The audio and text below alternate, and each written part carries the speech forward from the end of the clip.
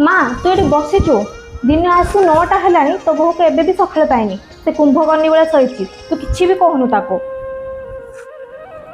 ହଉ ରେ ମା, ସିଏ ଏବେ ନୂଆ ନୂଆ ଜବ୍ ଗୋଟେ ପାଇଛି, ତାକୁ ଟିକେ ଥକା ଲାଗୁଥିବ, ଟିକେ ଶୋଇପଡିଛି, ଟିକେ ତାକୁ ଶୋଇବାକୁ ଦେ। ତୁ ହିଁ ତାକୁ ଏତେ ମୁଣ୍ଡ ଉପରେ ବସେଇଛୁ ହେଲା। କେବେ ତୋ ମୁଣ୍ଡରେ ପଥର ଚଉଜାଡ଼ିବ ସେବେ ତୁ ଜାଣିବୁ। ଗୁଡ୍ ମର୍ଣ୍ଣିଂ ମା। Good morning Ankita. ଏଇ ନେ ଲୋ ମା, ତୋ ବୋଉ ଆସିଗଲା। ଏ ତୁ ଚୁପ୍ ର, ସେ ତୋ ଭାଉଜଟି?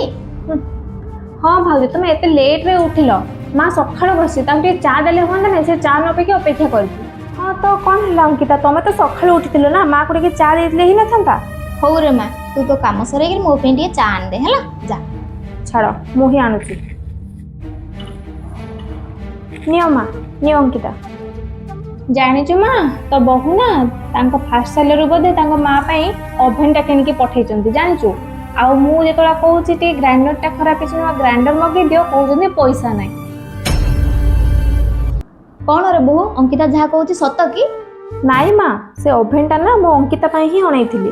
କାଲି ତାଙ୍କ ଜନ୍ମଦିନ ଥିଲା ନା, ସେଇଥିପାଇଁ ମୁଁ ଆଡ଼ଭାନ୍ସ ତାଙ୍କୁ ସରପ୍ରାଇଜ୍ ଦେବି ବୋଲି ଅଣେଇଥିଲି। କିନ୍ତୁ ମୋ ନଣନ୍ଦ ତ ଜାସୁସ ବୁଦ୍ଧି, ସେ କେବେ ବି ଛାଡ଼ିବେନି।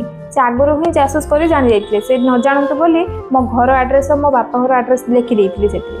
ଛାଡ଼ନ୍ତୁ, ସେଇଟା ତା ପାଇଁ ହିଁ ଥିଲା।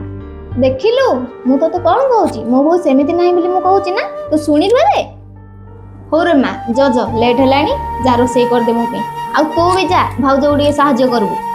ନଣନ୍ଦ ଯଦି ନିଜ ଭାଉଜକୁ ବୁଝିବା ପରିବର୍ତ୍ତେ ଘର ଭାଙ୍ଗିବାରେ ଲାଗିଥାନ୍ତି, ତେବେ ମନେ ରଖନ୍ତୁ ସେ ମଧ୍ୟ କାହା ଘରର ବୋହୂ ହେବେ। ଅନ୍ୟ ସଂସାରରେ ନିଆଁ ଲଗାଇଲେ ନିଜ ସଂସାର କେବେ ଶାନ୍ତିରେ ରହେ ନାହିଁ।